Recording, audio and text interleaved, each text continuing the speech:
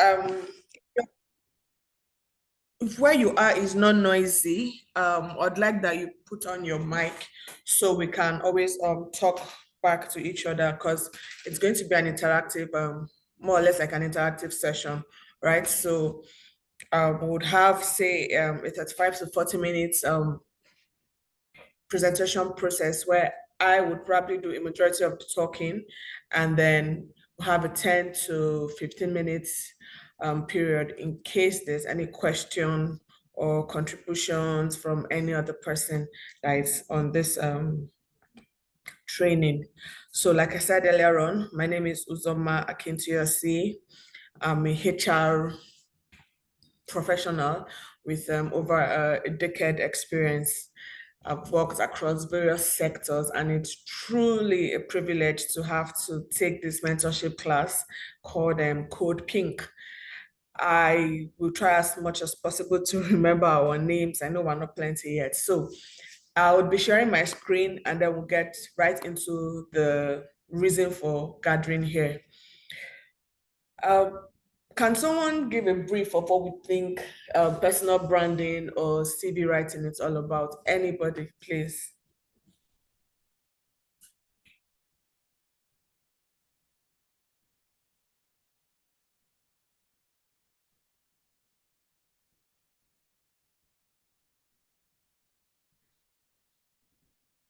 Nobody wants to talk.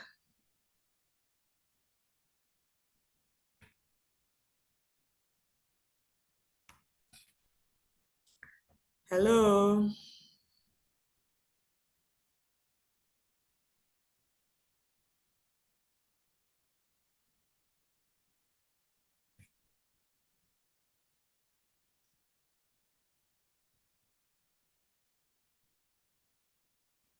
Okay, so probably I'll have to just call someone. It's Sarafina. Sarafina, can you hear me?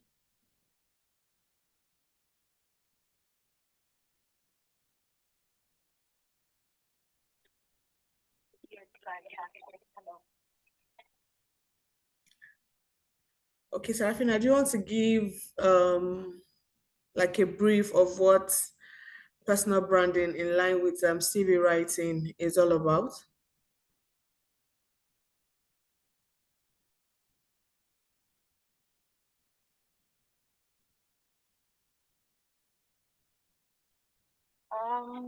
Personal branding. Um, I'm not quite sure about it, but I think it's more in terms of representing yourself in a way that highlights a particular vision that you want other people to associate with you with in terms of your professional line, like what you do, like your technical proficiency and stuff like that. So that if somebody were to kind of search for Sarafina Molapisi, they'd be able to then pick up off the bat, okay, that she's about human rights and psychology and AI, and that's very clear and concise. Also, in the way that you would then kind of tailor your CV so that it utilizes keywords that align to that brand image that you want to create. Thank you. Oh, thank you very much, Sarafina. Okay, so you're into human rights and AI? Yes, psychology, human rights, and AI. Oh, that's nice. Okay, so yes, you're actually correct in everything that you've said. It's more about positioning yourself so people are able to see you. I would like to say in a good light or see your strength, so they're able to, know what to relate to and all that, right? So I'm going to be sharing my screen and then we'll start off. Hi, welcome to those that are just joining us. I think Gloria just joined. Welcome, Gloria. Okay, so let's get straight to it. Can we see my screen?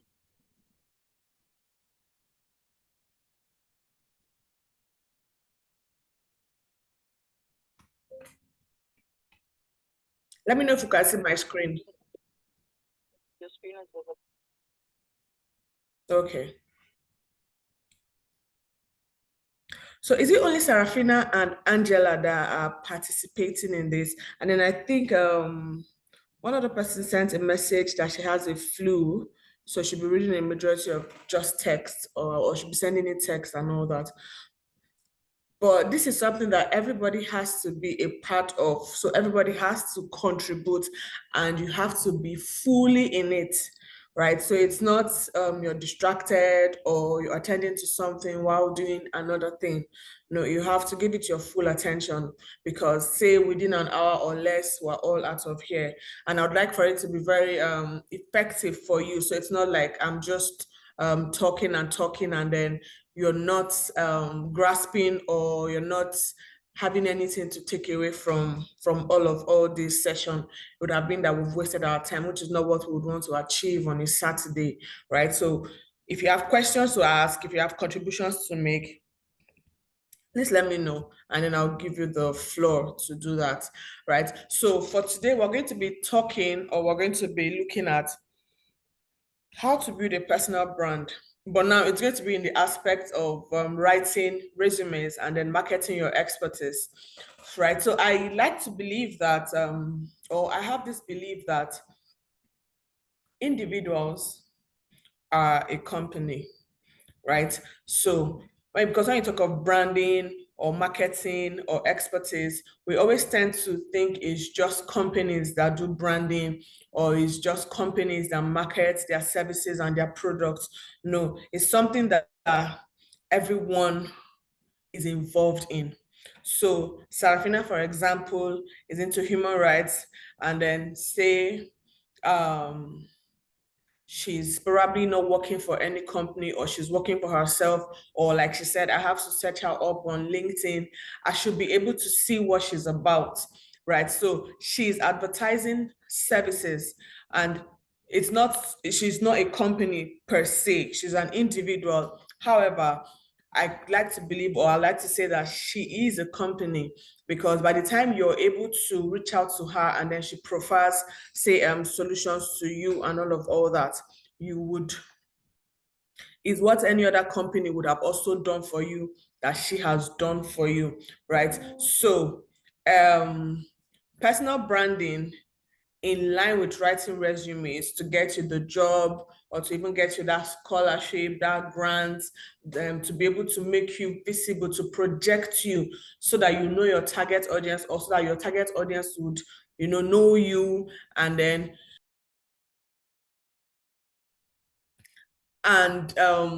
refer or hire you for certain services, is what we're going to be looking into. So now,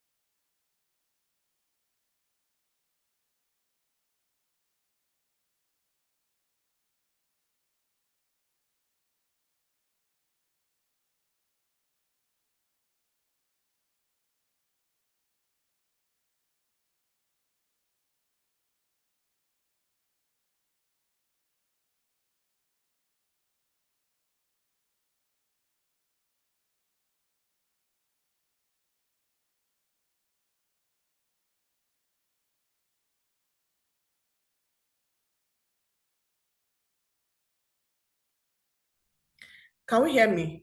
Okay, so like I was saying, personal branding is the deliberate process of defining, cultivating, and managing how you are perceived professionally by others, right? So I guess I was just talking, I didn't know I was muted. So I'll take back the example that I gave.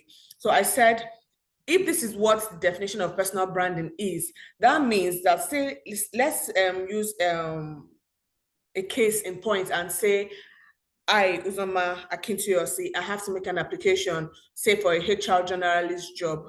Now, because I'm already a HR generalist, I'm not specific in my practice of HR, I can apply for that job. So by the time I apply for the job and you are the recruiting agent, or you are the firm, when you see my CV, you're going to see all functions of HR. Those are what I'm going to project as my strength.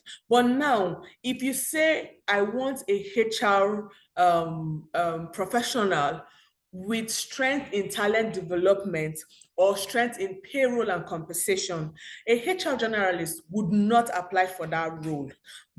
Well, he or she would apply for the role anyways, but you stand a better chance if you're able to project the responsibilities or the achievements that you have made as a payroll and compensation professional. So if a payroll and compensation professional applies for that job and a HR generalist applies for that job, the chances are that they would take the HR payroll and compensation professional over the HR generalist. Now, this is because sometimes in organizations, HR functions are separated. It's not, sometimes it's not handled by one person. So you can see team lead, training and development, team lead, recruitment and selections. So it can just be that they want to fill the aspect of payroll and compensation, right? So now, if that is what they are aiming to do, you would know that a HR generalist stands a lesser chance of getting that job than a payroll and compensation professional, right? So if I'm going to say I have to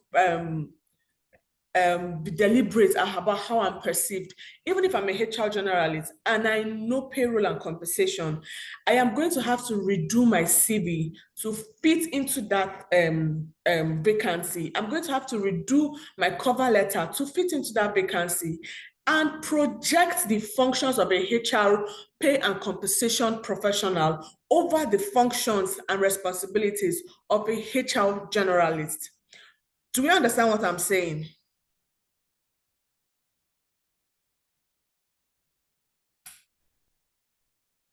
Hello, do we understand? Yes, ma'am. Okay, so now that being said, it also applies in all areas, like in all sectors, in all functions, whatever it is that you're doing. Sometimes you probably see a job that says we're looking for a maybe a virtual assistant or a customer service person. Now, if there are other job functions that you have done in line with customer service or a virtual assistant, say you were maybe an admin officer or an operations officer, what you're going to project is going to be the job function that they are looking for. Don't go and over project everything that you've done because you think that if you do, they will see you're versatile or they will see that you stand out. It's a yes and a no. Because now, if I say I'm looking for a customer service person, there are certain skills that the person has to possess that an operations person may not necessarily have. Because bear in mind that an operations person is a back-end support, a back-end staff, while a customer service person is a front-facing staff. So there are certain skills that I would want that person to have. So imagine if I go and project all of the other things that I have done, it's going to overshadow the fact that I have customer service skills or I have handled customer service responsibilities and roles. So that is why I said, when you're going to do a resume or you're going to do a CV, your cover letter, it should project in line with what you're applying for. And then you have to be careful. You have to keep track of these things because people just keep applying. And then that's why you hear cases of someone, a recruiter or the hiring manager now calls you. Are you so and so person? Are you so we received your CV for so and so, and then even if you're not so sure, it's not the time to say, oh, really, I can't remember applying for this thing. First, it shows that you're desperate for the job. So whatever comes, that's what you're willing to take. That's what it shows. Then two, you can't even have an attention to detail to know that I applied for customer service to company XYZ while I applied for operations to company ABC, right? So you'd also have to play your own part of being meticulous in as much as you're bringing your best foot forward. So that's why they always say, bring your best foot forward, because at the end of the day, yeah, you always it's rare. It's not like it's not possible, but why do you want to make a bad first impression? Why do you think, oh, no, anyway, if I don't get it right now, I'll get it right the next time? No, you have to get it right that first time, because what are the chances that that second opportunity that you think would come would even arrive? So when you have it at the first instance, you have to give it yourself. So it's your unique value proposition and reputation in your sphere and across industries. So that's why I said it's possible that you'd have done operations, you've done admin, you've done customer service, you've even done HR, and so it's across. So whatever it is, you have to know what it is that you're for. You have to, at the end of the day, it's okay to start off doing a bit of this and a bit of that, but do not lose yourself in whatever it is that is your career goal. So if my career goal is to be a HR consultant, it's okay that I get into a company and then yes, I'm in the HR department, and then maybe the need for someone to handle something in the operations department comes up, and then I'm able to do that. It's okay to do that. It's an advantage for you, but do not get so lost in it that you forget that it was HR that you got into that department for, and then you focus so much on operations, or you keep dragging the two, and before you know it, you're not giving will I say, give unto Caesar what is Caesar's. You're not giving Caesar, because now your Caesar in this area or in this aspect is HR. So you're not giving unto Caesar what is Caesar's. By the time you now leave the company and then you want to move to another company, it's almost like, okay, so what did I do in this company? I was in operations, I was in HR. So which is it that you want now? Do you want operations or do you want HR? Right? So whatever it is that you're doing, whatever it is that's your value proposition, there are certain cores that you must have, there are certain foundations that you must lay, and it has to be that it's excellent. Whatever it is that you're doing, it has to be of excellence. It has to be people-centric, because you're interacting with humans, you're interacting with people, right? It has to be people-centric, it has to be efficient, it has to be flexible, you have to be adaptable, right? Like when I was told that I was going to handle the mentorship class for this session for today, I was just thinking to myself, what am I going to talk about on personal branding in line with this and all that? And I just had to, you research, you look into it, you walk through and all that. And then technology is at your fingertip. So there's no excuse these days to do a shabby work. There's no excuse these days to present something that is not par or is not of excellence. There is no excuse, because AI is there to help you. Google search is there to help you and all that. There are communities that are set up in different places, both on LinkedIn, Facebook, where you can be a part of for free. And then you're able to learn, you're able to be better, and all that. So there's no, oh, I didn't know. No, you have to, how do I put it? You have to not be lackadaisic. You have to put out laziness. There has to be this extra push that, if I'm going to do this, I have to give you my best, because there's something, right? It's not just, you're not just beating in the air and all that, right? So by the time you're able to do this, you're able to effortlessly project yourself. So when people see you, when people read about you, whether on LinkedIn or whatever it is, they are able to relate and say, yes, this is who I'm looking for. Because there are certain things, as we go along the line, we'll see them. There are certain things that you've been able to implement, certain keywords you've been able to use, certain words of actions or certain structures that you're able to put up your profile, and people are able to relate to it and say, okay, I want say Angela or Happiness, I feel that it fits, so they can handle so and so thing for me, and then they hit you up. That is what it is, because your brand, your CV, your resume, your cover letter, whatever it is, your expertise is something that is going to speak for you when you're not there, right? So even when you submit your CV, nobody is going to say, oh, okay, so maybe she meant so and so. No, it is what you've put on that CV. That is what they are going to look at and ask themselves if you're a fit for them, or if you're a fit for what they want to do. Same thing with when it comes to, say, grants or scholarship writing.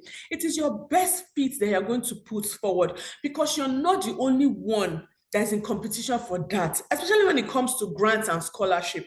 You are not the only one. So school scholarships are coming up, say for vocational studies, for BSc, for MSc, for whatever it is, right? All those things are going to be coming up, or you're going to have opportunity to lay your hands on all those things. You're not going to put up a shabby work. You have to put up your finest work. If you have to go through it several times, you have to edit, if you have to proofread, if you have to give it to someone like, oh, hey, can you help me look through this? Whatever it is that you have to do, you have to put your best foot forward for it, right? So it's just like the way you get gold. It's not beautiful when you get it the first time. You have to purify it with fire several times until it comes out to be that shiny jewelry that you like, you know, that shiny earrings or the pendants that you want to get. It wasn't gold, it wasn't a necklace like that, it was raw material, but someone had to take the time to put it through several processes to get it to what you have seen and what you have fallen in love with, that you're willing to give a lot for you to purchase or for you to have it. So that's the way personal branding works. That's the way all those things, those CV writings, those school applications that you want to submit, those job applications you want to submit, those scholarship applications, you have to refine them. You have to go through it tediously, judiciously, like meticulously, as in fact, zero human error. If there's anything like that, you have to go through that process for such things like that. And now this is the significance. It helps in self-promotion.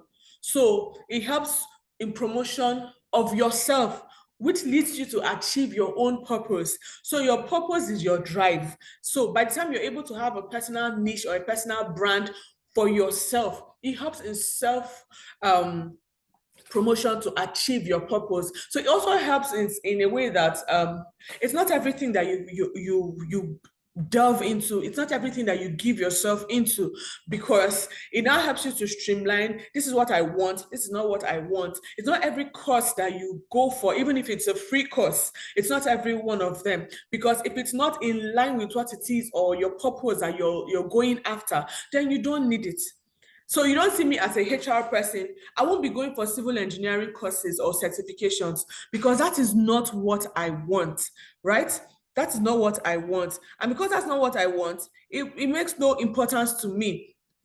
I'm not bothered. I'm not moved by it, because I don't think, okay, so like in Nigeria, there's a certification we call COREN.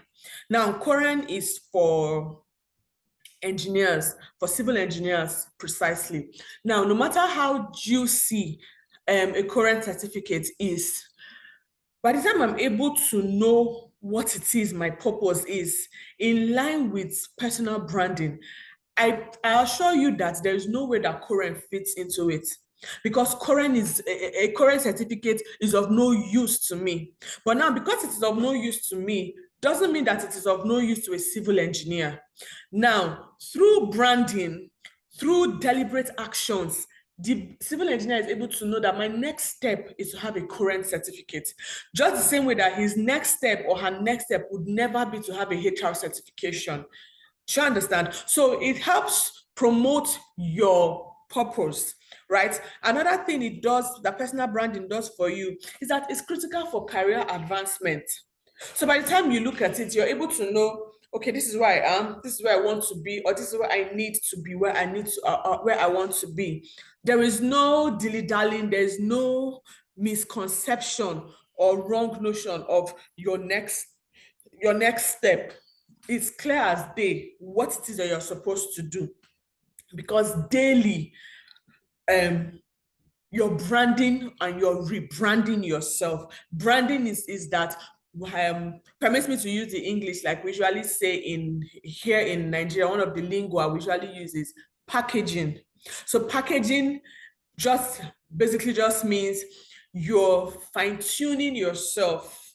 You're putting together yourself to bring the best version, right? So to bring the best foot forward. So that's what you're doing. So by the time you fine-tune yourself, by the time you put yourself together, you would know what it is that is critical for your career advancement. Do you understand? And then whether you like it or not, this is now the third point for personal branding. Whether you like it or not, there's a notion about you. You are a brand. Whether you want to be a brand or you do not want to be a brand, you are a brand because there's something that you're doing. There's a company that you're working for. There's a how do I put it now? A school you want to go to, right? There's an application you need to submit, for whatever reason, whether it's for a job, for a scholarship, for whatever reason it is. There's something. So if there's already that there's a brand, now the onus lies on you to ensure that that brand, right, is being projected in the right way. Because whether you project it or you don't project it, you're a brand because there's a service you're offering.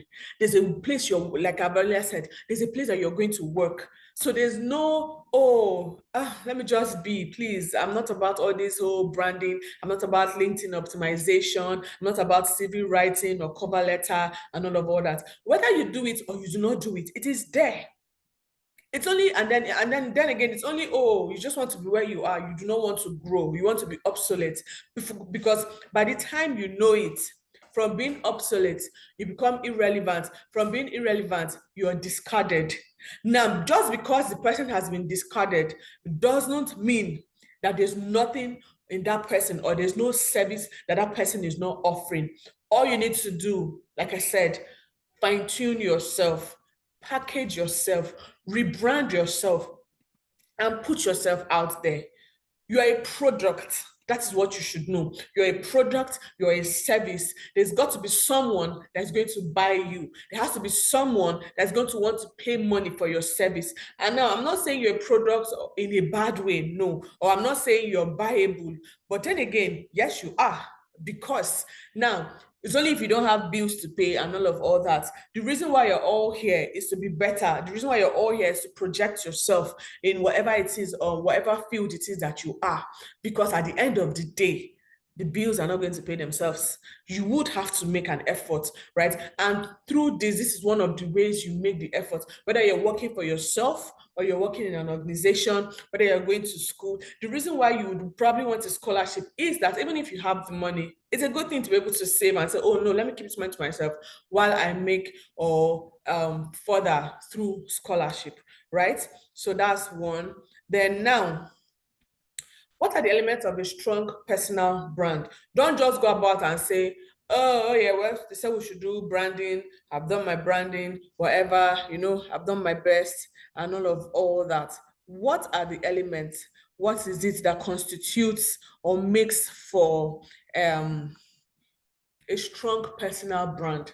Like I earlier on said, learn what it is that the person wants and project it more, even if there are add-ons. So what you can now say is, okay, I'm a company or I'm a product. If my main function, say there's a table, the main function of a table is for you to use it to either write, to eat, and all that. Those are your main functions. Now, add-ons can be, okay, I can also use a table as a how do I put it? I can use a table as a platform. Say I need to reach something and then my height cannot carry it. Now, the main function of the table is not for you to use it as a platform, but now as it is, its add-on or its extra services can be that I can use it to reach to something, right? So in as much as you want to have your brand put together, like I said, put out the main functions, put out the main responsibilities, put out the main achievements. Let the other things, the minor other things, let them be your add-ons. Let them be your, say, after sales services. Let them be those perks and all that, or those bonuses that you have to offer as an individual, right? So the elements of a strong personal brand or the key components are consistent visual identity. So cohesive colors, fonts, and images across all platforms. Now, this applies for if, say, you have tangible products that you sell, right? Tangible products that you manage. There's a way you look at someone's page. Maybe you need to, most of all these online vendors and all that, there's a way they probably arrange themselves or arrange their products. Now, if the pictures are not bright, if the pictures are not appealing, I'm not sure you would want to purchase from them. So that's where quality now speaks, because they are not going to be there when you look at it and say, oh no, this doesn't appeal to me. They will come up and say, oh no, sorry, it's because of the camera that I used. You know, the camera wasn't bright, or there was something wrong with the camera, or our video guy or our camera guy wasn't on ground, so we just had to make do. They will not be there. It is what you've put out that people would see. So you have to be deliberate. You have to be careful how you arrange the products that you're putting out. They have to be attractive. And you in as much as it's also going to be attractive and all that, don't do what we usually call what I ordered versus what I got for people. No, you are killing your brand, you're killing your visibility, because these people are going to give you reviews. They're going to come at you at all platforms and all that. And then you have to start explaining. You can't explain away bad reviews. You can't explain or defend bad reviews. People will judge from what they've seen and make their decisions. And it may not be favorable to you, right? And so let it be that whatever it is that is on LinkedIn is the same thing that is on Instagram. It's the same thing that is on Facebook Marketplace. It's the same thing that is on X. Whichever platform, it's all consistent. Consistency is the name of the game, or is one of the name of the games. You cannot be one thing here and another thing in another place. It doesn't work that way, right? So another thing is authentic voice. What's your communication style? What's your communication style? Now, sometimes you can read someone's CV and you know that they are timid. After having gone through a lot of CVs, I can tell you, there's a way you read someone's CV, there's a way you look through people's CV, and you know that, this one, no. This one is a timid person, right? This one will probably not be able to do the job. Why? Why am I so sure the person will not be able to do the job? Why am I so sure that the person will not be able to pass? It's because of your tone. So even when you're not talking, your CV is talking.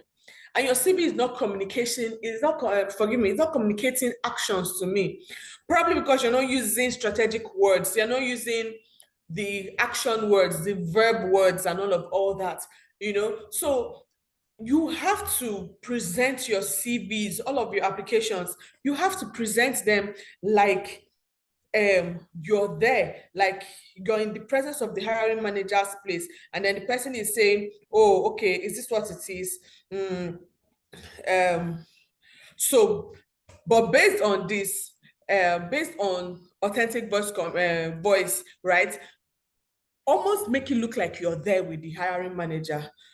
Make it look like you're there with the hiring manager. It will work for you, because you cannot always explain, oh no, I meant to say this, wow, this is what I meant, you know. And then sometimes you see people, they'll write their CVs and then they'll submit it.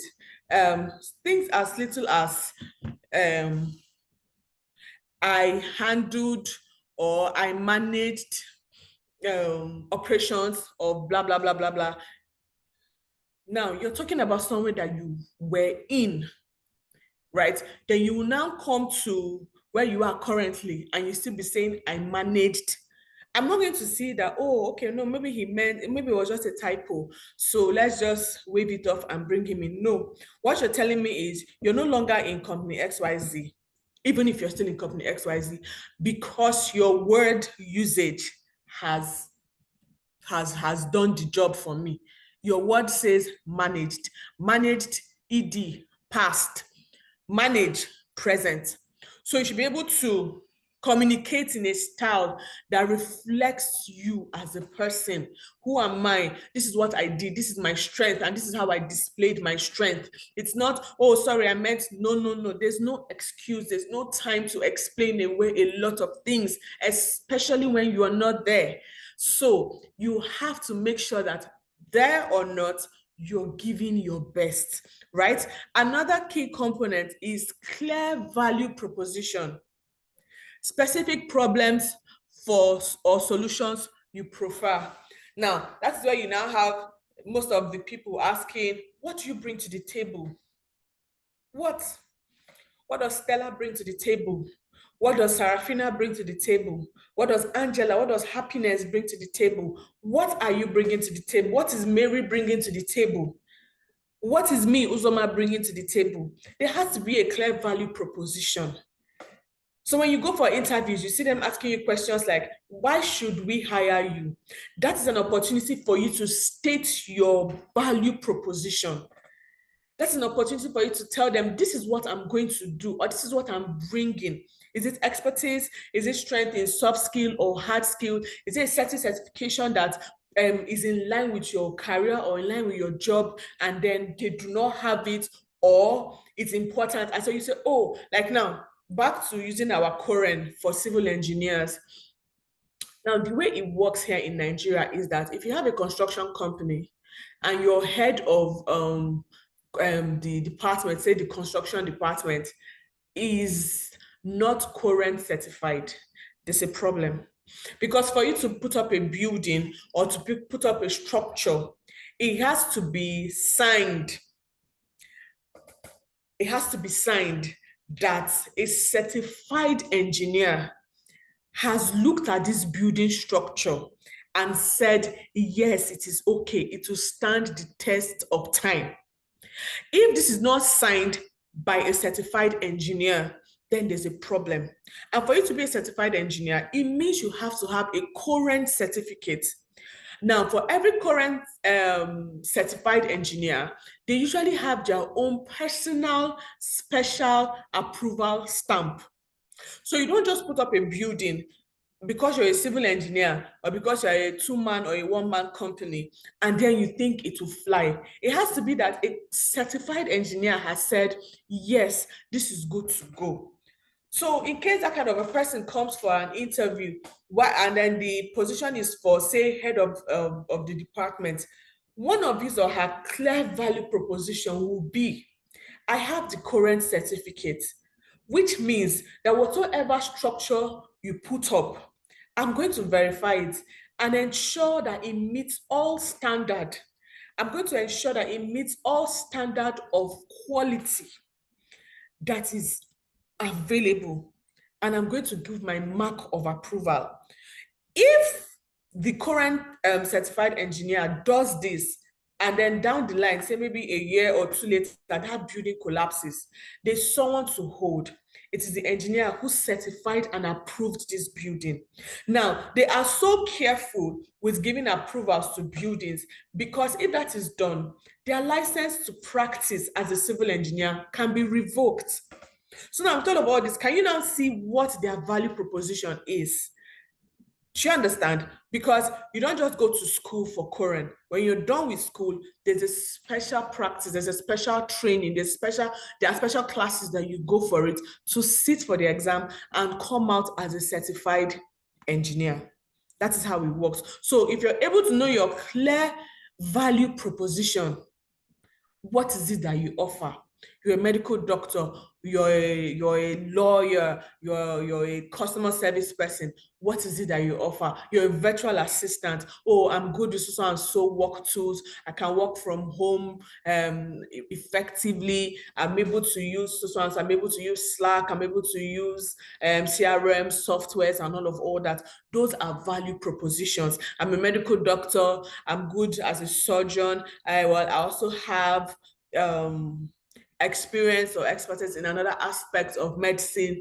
Those are clear value propositions. What do you bring to the table? If you're able to know what it is you bring to the table, if you're able to carve a niche for yourself, if you're able to brand yourself in that aspect, then you'll be sought after, right? So what are those strategic elements and things that you can do also? You can have compelling storytelling, narratives that connect your journey to audience needs. Sometimes I go on LinkedIn and then I see a lot of people that, for those that have the energy to always post maybe daily or twice a day, those that have the energy to do their content for their page, I really applaud them because I don't even think I have that energy for content creation. But you see some of them, they're able to give stories, right?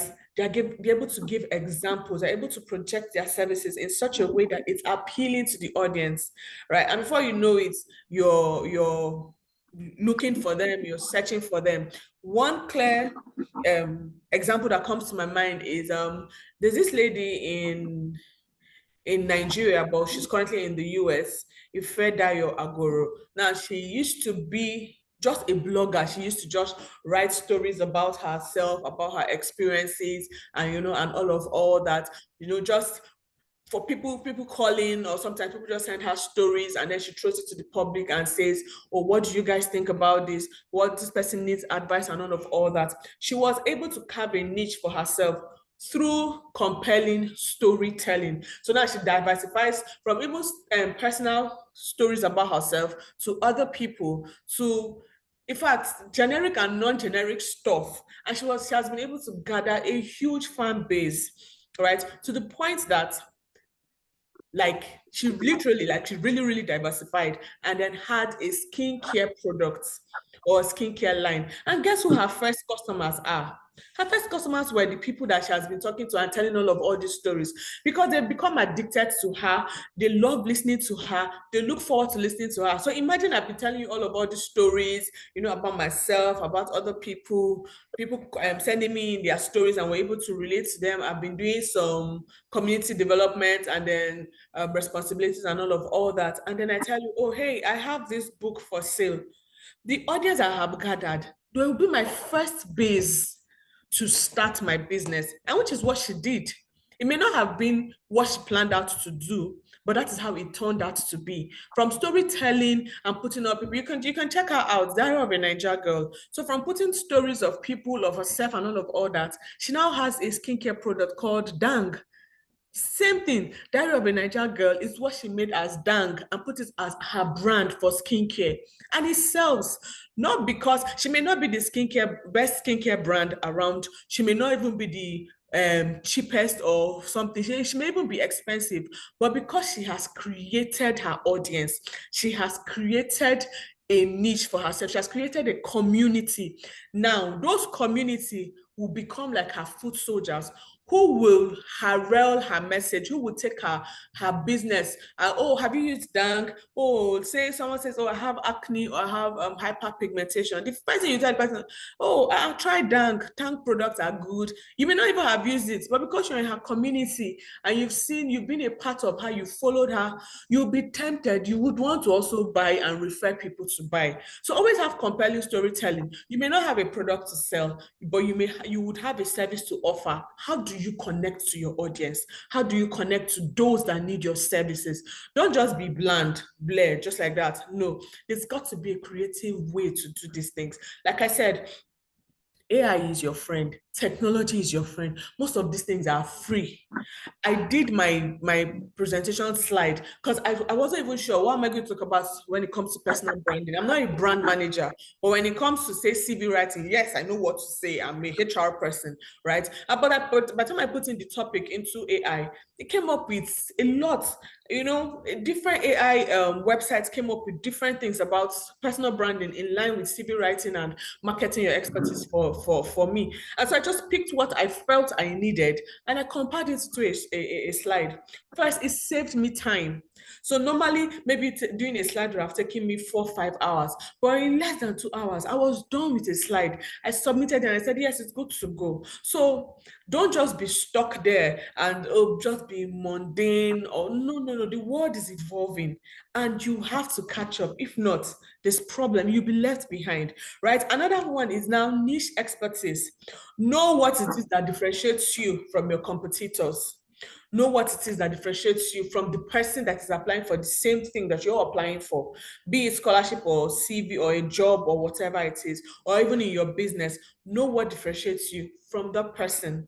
Now, I will keep using Nigeria as an example because, well, this is where I'm currently based, right? In Nigeria, there are a lot of what we call amala spots, people that sell amala, gbegiri, all those things, but not all of them are the same. If you're in Abuja, a lot of people will tell you, Iyo is the best Amala place. Another set of people will tell you, Amala Shita is better, Ojo Elegba is this one, that one, that one. They do not have the same service operations, even if they're offering the same product. They have different ways they serve. Some you can have to stand on a queue, the others you can sit down and they'll come and meet you. Know what it is, especially if you're starting. You cannot afford to be relaxed. You have to create a niche for yourself. You have to be in people's faces. You have to be compelling until you've gotten your target audience. Then you cannot decide to say, oh, let me take a break. But until then, you have to keep at it, right? So what are the personal brand trends you have? You have community building. I've talked about it using the dang lady, that's a feather. You have talked about community building. Purpose driven. Don't just wake up and want to do anything. No, there has to be a reason. Don't just take that job. No, in as much as here, there's bills to pay. Don't. Even if you now decide to take that job, find purpose in that job. Find purpose in it. Find purpose. I cannot say it enough. Find purpose. Find something that is fulfilling for you towards that job. So you're not scared to wake up every morning. Oh my God, I'm going to this office again. No, no, no, no, no. If you find purpose, right, even in the things that you're not even supposed to be doing or you never thought you'd have a passion for, it makes it easy. Like I said, the last one, AI integration. That's part of your personal brand trends. Use AI. It is free. Nobody's charging you for it. It's a technology that you can use to your advantage, right? So now, it is believed that professionals with consistent personal brand across platforms receive 3 times more opportunities and 40% higher offer. So it's for your benefit that there's a personal brand. It's for your benefit that you've rebranded yourself. It's for your benefit that you've put your best foot out there. Because there are 1,001, what is even 1,001? There are 1,000,000,001 persons doing that thing that you're doing. And some of them are doing it better than you, while some are doing it lesser than you, while some are just on the same level with you. Average. And you cannot afford to be average. Average doesn't get you anywhere, right? So our next part now is I've talked about digital presence and online branding. I've talked about it a lot. So I'm just going to go through this and say LinkedIn optimization. Now, sometimes you may not be able to know how to do LinkedIn optimization because you probably will not know what to look out for, right? But now there are ways you can optimize. Optimization necessarily just basically means improving, right? Improving a system, improving something. How do you optimize it? How do you make it better? How do you make it more efficient, more effective, that you're able to take advantage of it? So when I look at your LinkedIn profile, I should be able to see and say, oh, okay, yes, you may not even have had a lot of experience, but because you've optimized your profile, because you've fine-tuned your profile, I should be able to say, I can work with this person. Nobody has it all 100%, I promise you. Nobody has it all 100%. No professional or not, nobody has it all 100%. We're all a work in progress. However, whichever stage or place you find yourself, be the best of you, be effective, right? Do like, how, I don't know how to put it, optimize your skills, if there's any word like that, right? So when I look at your LinkedIn, your profile should speak to me. So that's why they said first 45 characters is visible everywhere. So from your first 45 characters, I should know what it is that you do. I should know what it is that you bring to the table. I should know what service it is that you offer. I should know what product it is that you sell. And it's through strategic headlines. Don't be just there. The words are free for you to use. Nobody will say, oh, because you've used 45 words on your LinkedIn profile, we're going to charge you $1,000. No, nobody will say that. So why don't you use the best of words? Why don't you use the best of words? Words that project you, words that say what you're good at, words that puts you forward, action words, words that shows that you're a committed person, you know what you're doing, you're a focused person, right? So why don't you use those kind of words, right? So now if you have a product to sell, that's where you now come up with customer banner. So you use sliding So you can either do it on your Instagram, on your LinkedIn, or your X, even on LinkedIn. I know some people, I know a few caterers or bakers that have reached out to me, and then they are reaching out to you and they're attaching their catalogs. Once you're seeing what they do, and none of all that. Now, client focus about section. Address pain points first, then position yourself as the solution. So what is this person's need? What is this patient's need? Or what is this customer's need? What do they want? It's not everybody that would want what example I use now? It's not everybody that would want, say, to build a house. It's not everybody that would want a nanny. It's not everybody that wants food. What does this person want? Our wants are specific, they are personal, right? And just because I don't want what another person wants doesn't mean that my want is useless or it doesn't matter. But if you know my pain points, right? If you know what it is that is my ache, what is it I'm trying to achieve, then you would know how to go about it, right? Digital footprint building. So personal websites, some people have it, some people don't have, some people don't need it. But now, if you are say, so let's say you're someone that is, say, into photography, website design, makeup, and all that. You need to have your portfolio. Do you understand? You cannot not have a portfolio because what am I supposed to be looking at that you do? How am I supposed to know the jobs that you've done, the pictures of people that you've taken? You can't come and meet me and say, oh, I'm a videographer, or I'm a camera person, or I'm a photographer, or I'm a makeup artist. Can I offer you so and so service? I need to see proof. I need to see that you know what you're doing. So it's not when I hire you, say, come do a makeup for me, and then you turn me to a Halloween object or a caricature. No, I need to see that this person knows how to make use of products, right? Because now it's not just the makeup products I will look out for. I'd also look at how you use lightning effects.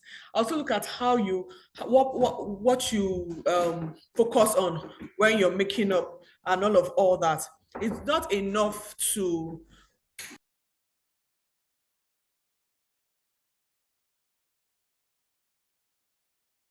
it's not enough to say a makeup person. There has to be more than that. There has to be evidence to show what it is that you do, right? So that's why it says you can either do that by having a personal website, your own digital hub. So all you need to do is send a link, and then the person just looks at the link and says, oh, okay, so and so you've handled so and so, you've done so and so, oh, your work is good. Because I cannot be following you up and down to know that your work is good, right? Now, content strategy. Share thought leadership content consistently on preferred platforms. And you don't have to have, say, you don't have to have 25 years of leadership experience for you to be able to share leadership content. No, you don't. Sometimes people just research. So what can I do? You can research leaders.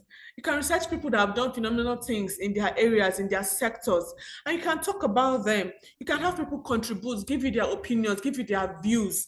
It may not have been that it was you that did these things, but you know about them and you brought it to people's attention, right? So now, it is believed that professionals with optimized LinkedIn profiles are 40 times more likely to receive opportunities with strong headlines, increasing profile views by 30%, and complete profile generating 36 times more message. So if your profiles are complete, right, it means that you have 36 times more opportunity to receive messages, to have people reach out to you if you verified your profiles, and all that. Now, another thing to look at is, how do I write winning resumes in an age where application tracking system now does the work for most companies, right? So you submit your CV, and then sometimes over 1,000 people have submitted. Nobody has time to go through 1,000 CVs, so they just put it up on ATS and ATS begins to streamline. So you have to make sure that your CV is even ATS compliant. So that's why you say, people say your resume, sometimes your resume first gets to AI even before reaching human eyes. So by the time they look through and realize that, oh no, AI has already removed you, there's nothing else you can do, right? So what are the elements that you can have? Have clean designs, simple. Don't have, say, 3 years experience and then you're having 5-page CVs. What have you done exactly in 3 years to have 5 pages of CV? Have tailored content for your CVs. That's why I said customize each application. It's not, don't say, oh, see, you can't be lazy when it comes to your profession or when it comes to these kind of things. You have to give it your best. You have to be willing to go the extra mile, right? So each application has to be customized. It has to be specific to what you're using it for. That's why I said, don't go and apply for, say, HR pay and compensation manager, and then is you as a HR generalist wants to go and apply for pay and compensation manager. It may be a function of HR, yes, but it is not your core function. So customize it to that core function of what you're looking for, and then you submit it. This is because since a lot of companies are now adopting ATS, over 80% of job applications, that's what it's used for. So this requires that intending applicants, you have to be strategic to stand out in those digital screenings, even before it comes to the hiring manager. You have to be strategic about it, right? Then another thing would also say is, what's your resume structure and content? So what works? What works? So have targeted headlines, right? So you have, that's why I said you can't be having 3 years or 4 years of experience with 7 pages of CVs. No, include exact job titles and then 2 to 3 key qualifications relevant to the position. Skill section, organize it into categories. So either the technical skill, the soft skill, the industry specific skills. Organize it with the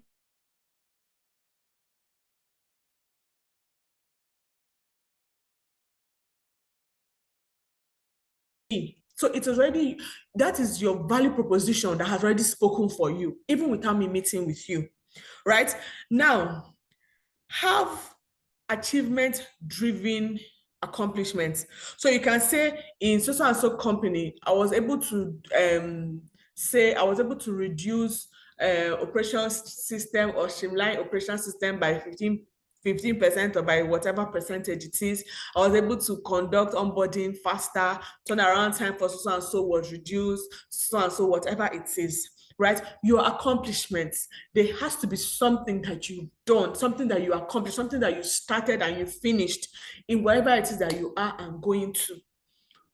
Do you understand? Because companies want to hire value and all that. Now, what are your strategic keyword placements? Like I said, ATS optimization. If you have to use ATS, run your CV through ATS, do it. It will scan it for you and it will show you, oh, okay, use this or use that, do this or do that. This is not working, this will work because you've scanned it through ATS. There are a lot of CV writers that is what they use to do CVs for people. So you reach out to them, they do your LinkedIn optimization, they redo your CV to make sure it's ATS compliant so that there's nothing, missing from it. Even for scholarships, you see, I think there's one that's called I think, is it Essay Up or something? I can't remember the name right now.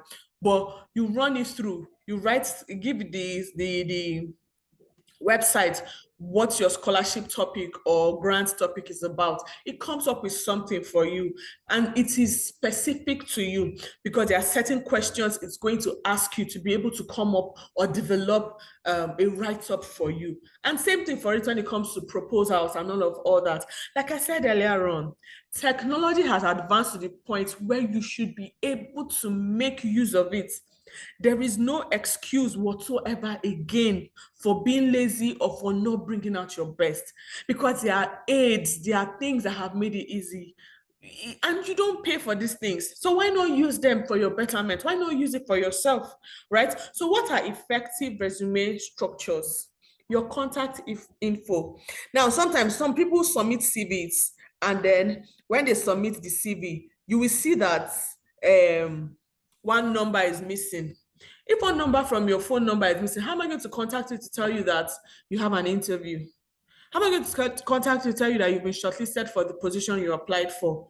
And then another thing, sometimes you see their name or their email address wrongly written, right? Now, I'm going to say this as an advice to you.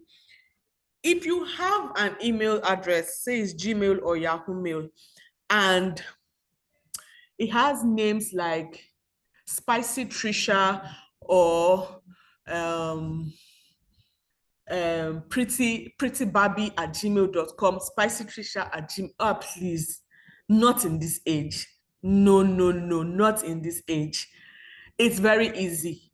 Use your name, right? You can just say Mary Benjamin at gmail.com. Make it professional, even if it's a Gmail.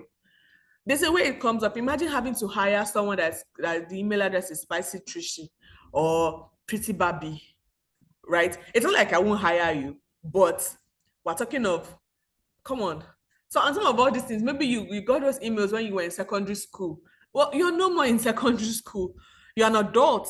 You're in the professional field. You're trying to make an advancement in your career. So everything about you should also be advanced, right? So now headlines and job titles plus key qualifications. Another thing I see some people do, especially here in Nigeria, you see someone will write their full name, then they'll now write in brackets, Ni Benjamin or Ni Halima, something like that. Now the NE there, it's not even that it's part of your name. It's not even part of your name. It's more maybe like a family name or a compound name. And then say maybe you were named after your mom. I don't need to know all those details because I'm not interviewing your mom. It is you. So write it, what is your name? If your name is like say my name is Uzoma Akintuyosi, there's no need to put Ni Akintuyosi. We know it's Uzoma Akintuyosi that we're dealing with, and that is who we should be talking to, right? So what are my job titles? What am I? And that's prominent or popular when it comes to LinkedIn. So you can have Uzoma Akintuyosi, HR strategist, learning and development professional, employee welfare expert, or employee engagement expert, all those things, right? Those can project you. It can project you. And then you can also have me say things like ACIPM, that is associate member, or say maybe Chartered Institute of Nigeria. I can say SPHRI. Those are professional certifications that I have. Now, those fall in line with when you want to do your LinkedIn optimization, so that when I look at you or when I look at your profile, that is what I'm seeing. So I don't need to say, oh, is she certified? Is she not certified? I already see it there. You're certified and you're good to go, right? Skills. Categorized, keyword rich. Now, sometimes people think ability to work under pressure is a skill. It's not. It shouldn't even be in your CV, please. All those ability to work under pressure. No, no, no, no. Able to meet tight deadlines. No, please. There are better ways to do these things, right? There are better ways. If you don't know what examples of soft skills, you can prompt AI, you can prompt the internet and say examples of soft skills for a civil engineer, example of soft skills for a HR person, and then it gives you, so you pick the one that aligns with what you have as a soft skill. Don't just use something because you've seen other people keep adding it, attention to details, able to work under pressure. Don't just you because everybody's adding it. All the CVs you have seen, they've added it. You too, you will add it. No, if it is not you, it is not you. Even if you have the ability to work under pressure, please do not add it. It is, I don't even know how to explain it. It is not a skill. It is not, it doesn't help in any way, right? So be strategic in your usage of words, right? Experience. Your experience should be accomplishment focused. That's what like I said earlier on. What is it that you've achieved in company XYZ? It should be achievement focused, accomplishment focused, not yes. Okay, oh, I've resumed, or I want to apply somewhere, just submit CV or resume, and that's just it. No. I have to see from your CV that you're an action person. You're a go-getter. You are goal-oriented. You're project-oriented. You're strategic. And there's a way you put it in your CV. You use words and then you define yourself. Listen, yeah, this CV is a way for you to mold yourself into what you want someone to perceive you as. It's not them that will write your CV for you. It is you. It's not them that will write that scholarship application for you. It is you. They're not the ones that will do the grants application. It is you. So you project yourself the way you want. You are the one that will make yourself appealing, that will make yourself desirable, that will make yourself wanted, that they do go at all costs to want to have you on their team. I've seen people have a budget for recruitment, and then when they see what they want, they are willing to take it to top notch to match what that person is bringing. It is your words that made that happen. It was not light words or no, just write it because we have to write it. You have to be detailed. You have to hit the bullseye with your words. Let them find you irresistible. And there's no other way to do that apart from projecting your accomplishments, projecting your expertise, right? Another thing now we're going to look at. So I've talked about all these things, marketing your expertise, right? Strategic self-promotions. So how do you do them? You do them by content marketing, creating valuable niche-specific content that solve real problems. We've talked about it. Have a niche for yourself. Know what problem you're solving. What is their pain point? What issue are you addressing? Sometimes, yeah, take up speaking engagements. You can say, oh, and it can be voluntary. It doesn't have to be paid engagements. It can be voluntary. And you don't say, oh no, I don't know the topic. Like I said, technology is your friend. You can make use of it, right? Have strategic social media. So you have platforms that are specific, not just presence. You know that every platform has what they achieve. You cannot take your professional life to Snapchat. You cannot take your professional life to an extent to Instagram or to, But when you talk about your profession, now we're looking at LinkedIn. Do you understand? Depending on the kind of person that you are, if you're a social butterfly, then you can go Instagram, you can go X, and all that. But you want strategic media presence for your professional life, for your career advancement, you will go LinkedIn way. Right? So leverage on testimonies, showcase social proof and client success stories. So in case you have a product to sell, you have a service to offer, even schools do it, companies do it. So why can't you as an individual not do it? If there are people that you've solved a problem for, you've helped address pain points for them, you've provided solutions for them. If Sarafina has done something psychology for someone, she can project it on her LinkedIn, on wherever, and say, oh, I was able to do so and so for so and so person. She doesn't have to be specific about the nitty-gritty details of it. But there are ways you can carve testimonials. And I would like to add, with their permission, so that when they see it online, they don't go about, oh no, you violated my privacy, and then suing you and taking you to court and all of. So you don't get to that just because you want to project yourself. You don't add more troubles or problems to yourself. As long as you have their buy-in, oh, can I use your testimonial? Can I have a review from you? People do it. They cook for you. Oh, and then they say, please, oh, send in your review. Even Bolt, Uber, they do it. He drops you off or she drops you off, and then you rate her. So when the next person is going to book them as a ride, you look through the reviews, and sometimes you say, oh, this is a 5-star driver, is this. So it has given an idea of what kind of service you're going to expect from this Uber driver or from this Bolt driver, right? So now leverage on those things, leverage on those accomplishments, those testimonies, those referrals, leverage on them. Do you understand? Because even when you build up a business and you've gotten your customers, referrals are your best bet. How do you get referrals? From testimonials of your current customers. That is how it works. Testimonials of your current clients. That is how it works. Do we understand? Now let's go to the... Please, are we following? Let's not be that I'm just talking. Are we in this together? Yes, ma'am. Yes, ma'am. Okay, thank you very much. Now, building credibility, trust, that's for trust and social proof. when I want to, I'll use myself as an example. When I was getting married, right, I needed to get some stuff. And I'm not the type that likes to go into the market. If you're in, say, let's say now you're in Nigeria, I can't, like Lagos, one of most of the popular markets in Lagos, Balogun, Tejo, I cannot start entering apart from the hassle and everything. It's how if you're not just careful and just you enter the market with your handbag, you realize that as you're coming out, your handbag is not even with you and you don't know how. Or the bottom of your handbag, they've used razor or something, they've cut it off and taken everything, all the content of your handbag. So all those theft and the hassle. So I didn't just want to go through them. I did everything online. And how did I ensure that I was not going to be scammed? It's credibility. So I come to your online page, your online, yes, your page, and then I check. I'm not just checking, do you have what I want? I'm checking, and now Instagram makes it easy. You can go and check the about the page.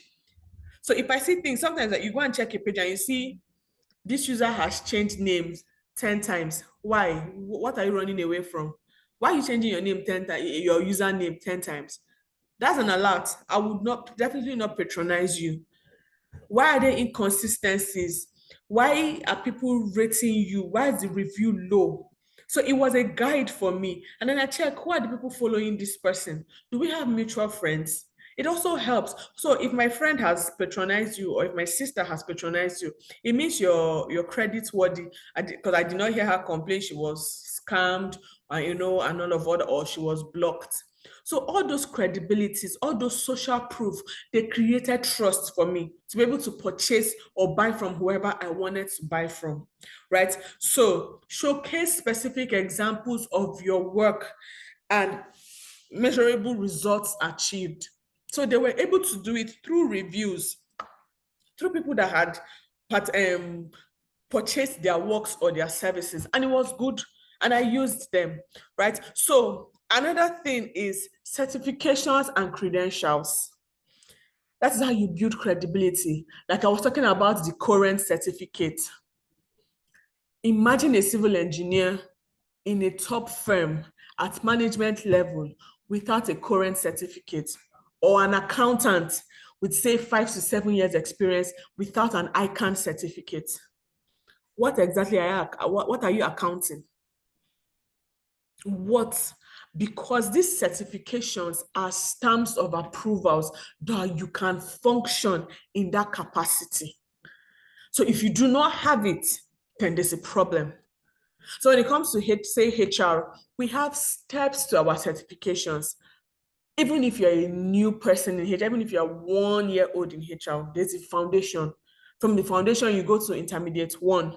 Then from there, you go to intermediate 2, professional experience 1, professional experience 2.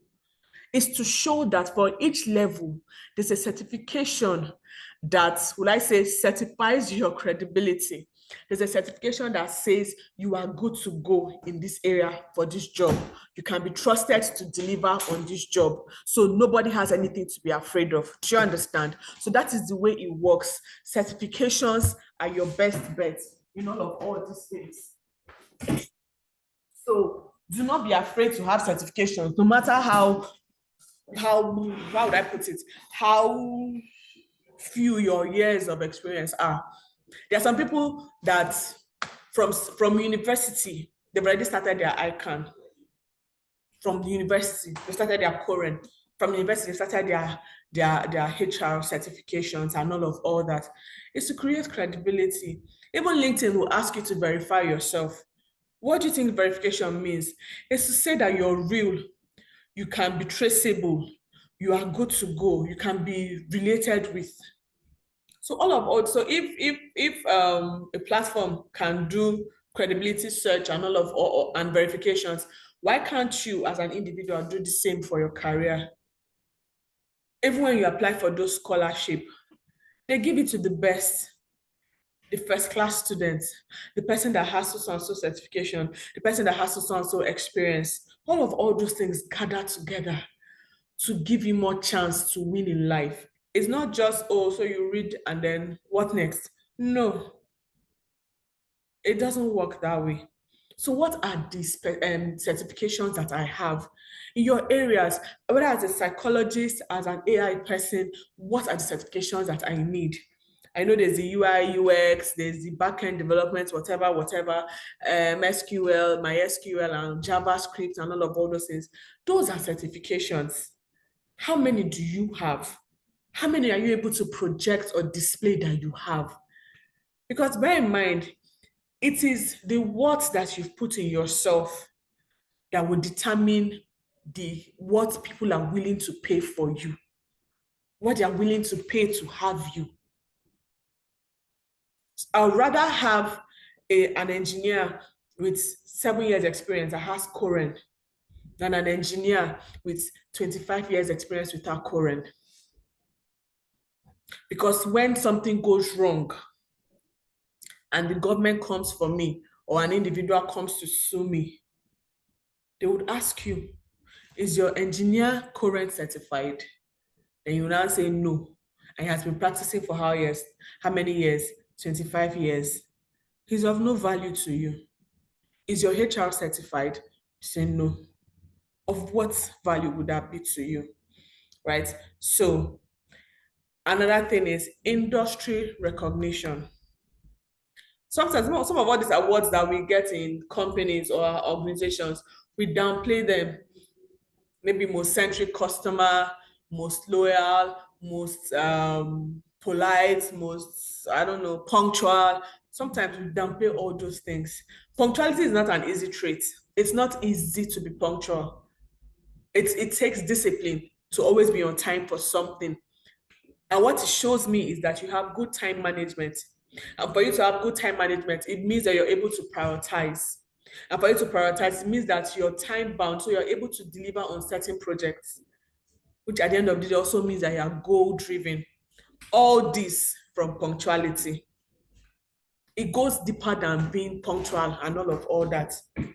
So by the time they say you are the most punctual person, don't think it's just one walk in the park something. It is not more than that. You understand?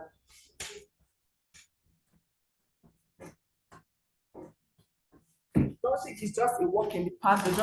They didn't know what to do. They just decided to give you a plaque and say most punctual. No, it's more than that. I've been able to divide it and tell you, break it down for you, what it entails. You are the most loyal, you are the most committed. It means I can go to sleep because I know that if Halima is on my project, everything will work out well. It speaks a lot of volumes. So all those things, find a way to display them, find a way to talk about them, right? It helps. It projects you. It gives you more credence. Yes, that's the word, right? It gives you more credence. It gives you more value as you proceed or as you progress in life. So we've talked about leveraging on feedback. And then another thing is partnership. Strategic partnership. It's not everybody that you partner with. And if you have a service that you provide, if you know a photographer, the best people that they can partner with is makeup artists, hair people, events people, fashion designers. You can have collaborations. You can all come together and do, let's do a shoot, right? And it can be free. You all come together, you do a shoot, you project it on your display, and then you tag each other. Nobody paid a dime, but all of you have projected your services. All of you have said what you do for a living. Those are strategic collaborations and partnerships that you can also do to build trust, to build your brand, right? If it's, say, maybe something medical or psychology, you can work with doctors, you can work with hospitals. Can I intern while you do? So you say, I have a program or I have an event. Please, can you be one of my speakers? So that is the way it works. Strategic partnership.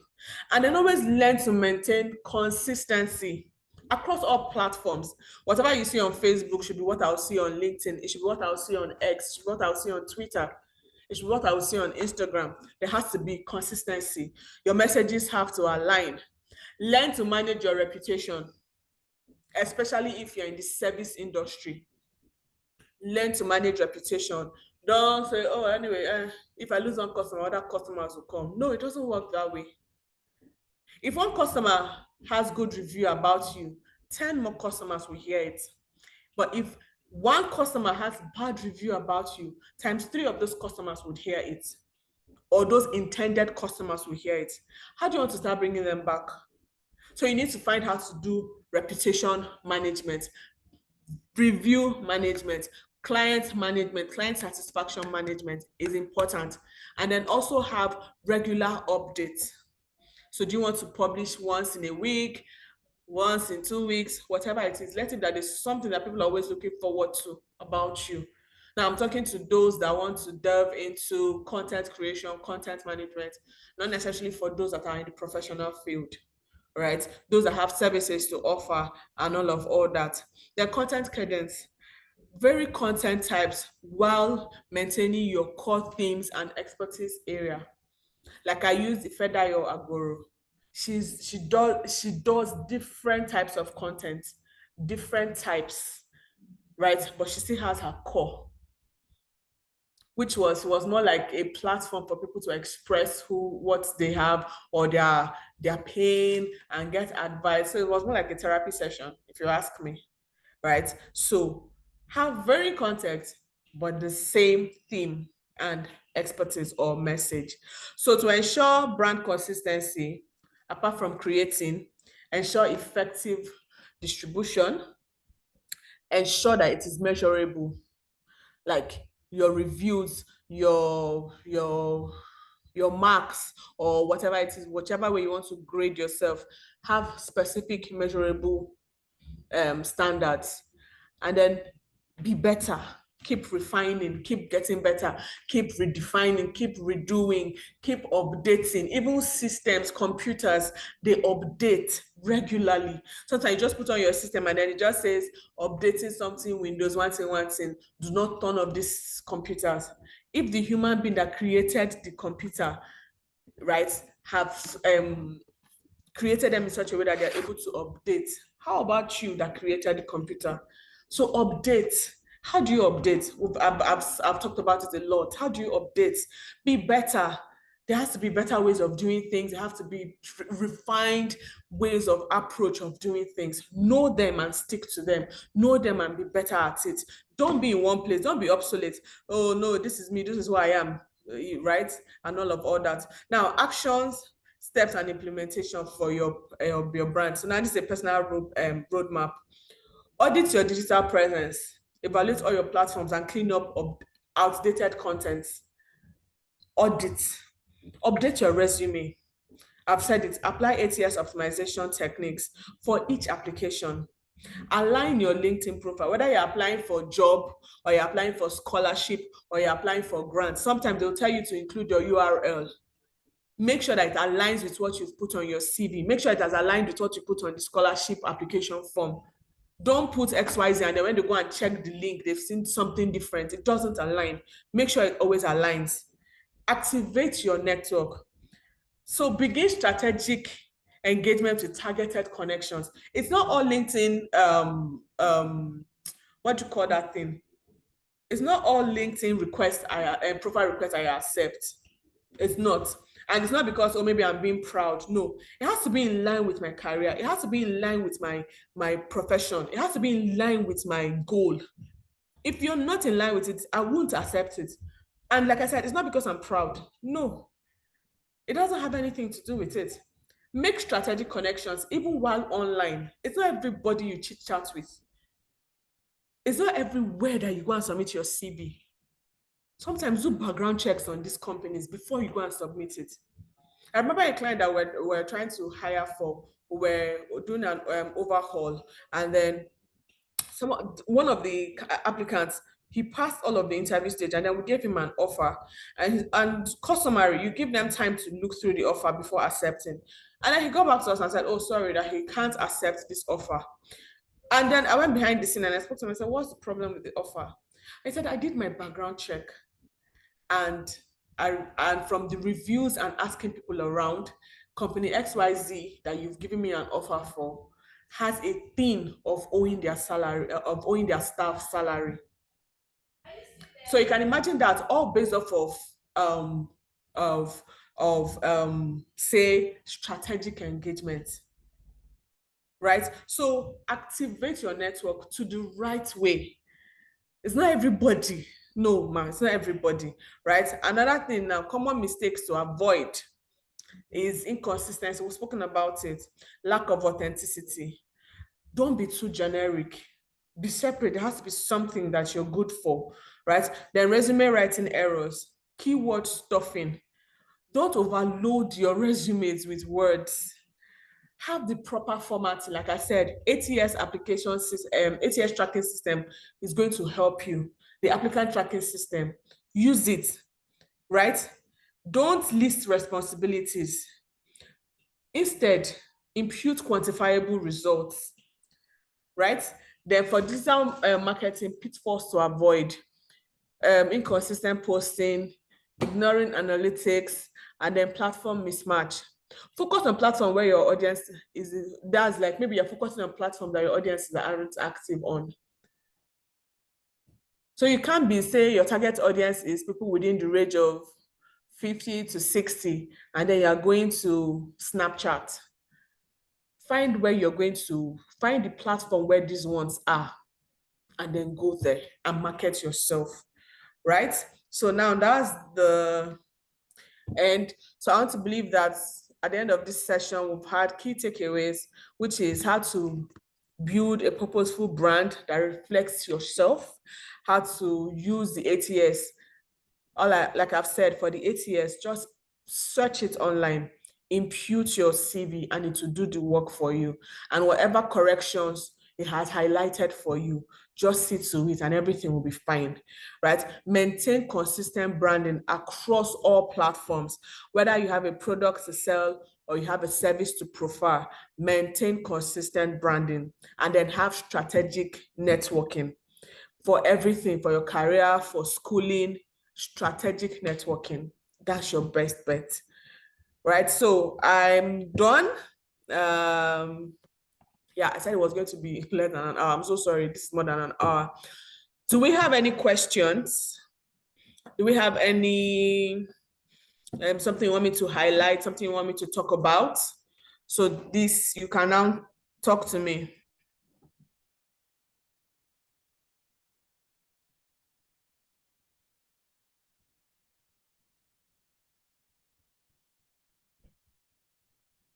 Hello.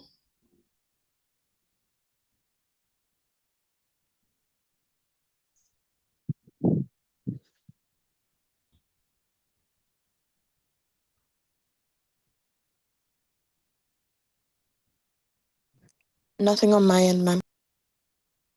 Okay, so for the others, are we good? Who just spoke?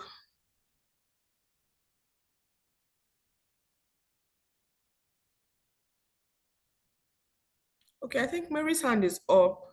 Yes, Mary. Okay, Mary, yeah, you have a question. Yes, Mary, I'm here.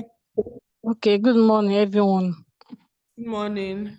When you mentioned about having your name to be the same across all social media platform, so like me now, I register my business name and I didn't.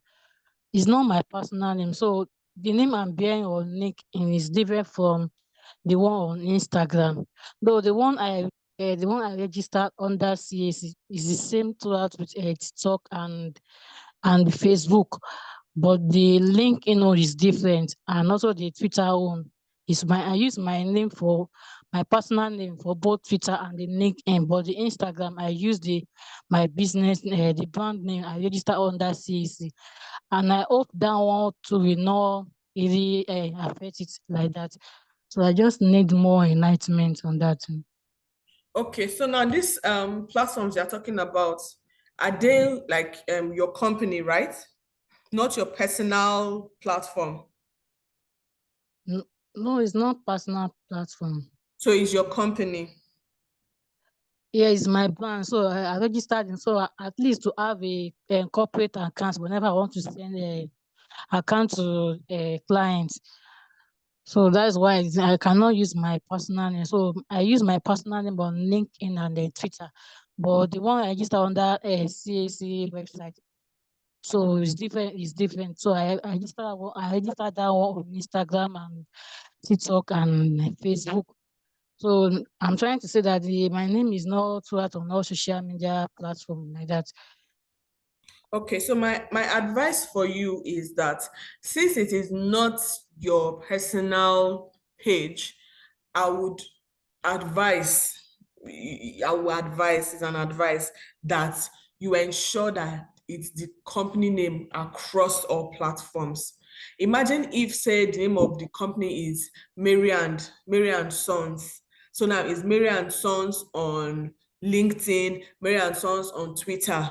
Then it now gets to Instagram and maybe Snapchat, and it's now Mary or Degembe.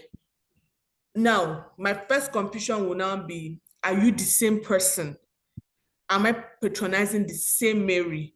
Now, if I'm not sure and I may not have time to come and start calling you or asking you, I'll probably just switch to another vendor. Do you understand what I'm saying?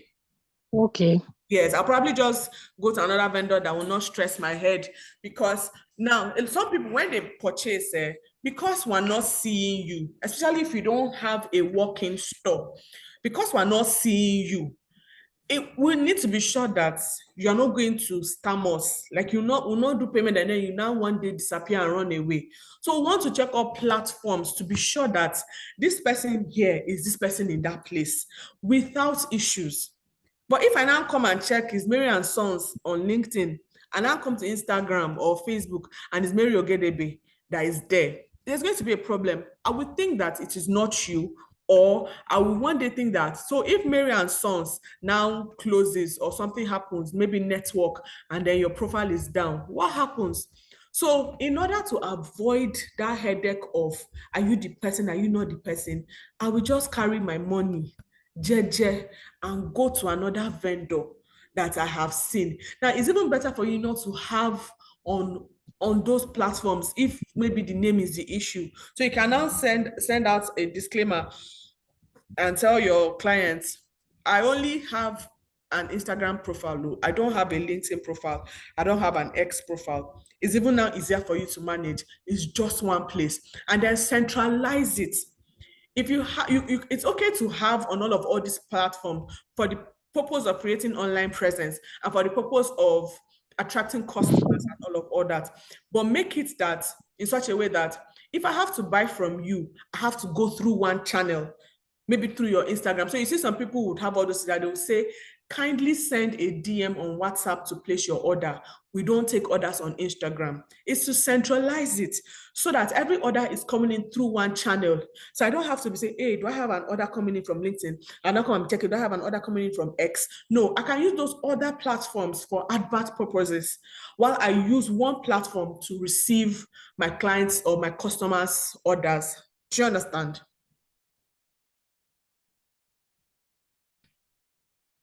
Okay. So that's just my advice on that part. That's what I just suggest that you do. But Have I asked that question? I want to ask just one. Okay. But now I've already registered the name on CAC website. And I have already gone far. I need to on LinkedIn like that to just change it. You understand what I mean? Yes, I understand what you mean. But now what I'm also saying is that see, in life, no matter how far you've gone, you can always come back. Do you understand? I'm not saying that you should create a new platform totally or a new profile totally. That's not what I'm saying. You can actually just edit it. You're allowed to edit your platforms. You're allowed to edit your profiles. You can edit it so that, and then have like a mini post or a flyer that says, in order to create consistency across all platforms, Mary and Sons wishes to be known as Mary O or Mary whatever across all platforms, including this platform. Now you keep reposting that for a minimum, for a period of time, so that every other person that may not have seen the post earlier on begins to see it, and they're able to relate that Mary wants to have one name across all platforms so that there's no cause of mistaken identity whilst maintaining the services that she offers to you. Do you understand? Yes, I understand. Thank you, ma'am. All right. Do we have any other question? Any other person?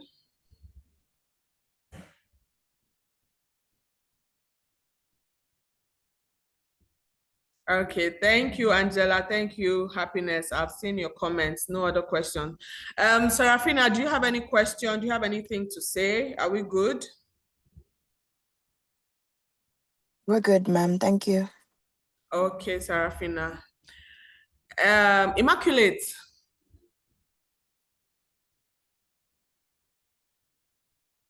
Hello. Hi.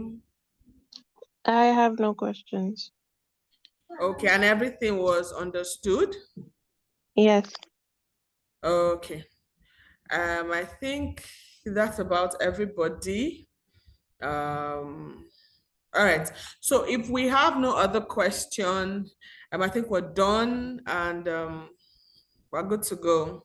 Thank you guys so much. If you have any concerns, reviews, you want any follow-up, I think you can reach out to E86 and then they'll get to me and we'll work out something. Is that fine? Yes. Thank All you. right. ma'am. Okay. Thank you all very much and enjoy the rest of your day. Thank you, ma'am. Enjoy Thank you, ma'am. Bye. Bye. Thank you. Thank you, Happiness. Thank you, Sarafina. Thank you so much.